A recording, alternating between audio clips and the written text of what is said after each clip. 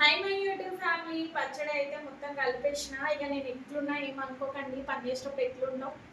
ఇక పచ్చడి అయితే రెడీ అయిపోయింది. ఎట్లుంటుందో టేస్ట్ అయితే చూడాలి. ఇంకా జాడికైతే రెడీ అయిపోయింది. కొత్తగా ఉంది కదా జాడి, ఇప్పుడు కొనింది అయితే కాదు. ప్రతి సంవత్సరం ఇందులోనే పెడతా. ఫస్ట్ కొంచెం ఆయిల్ వేసిన, ఆయిల్ వేసినాక పచ్చడి అయితే వేస్తున్నాం. ఇంకా దేవుడు దయ ఎట్లా మంచిగా కావాలి, ఖరాబ్ కాకుండా ఉంటే చాలు. తడి ఏం పెట్టలేదు.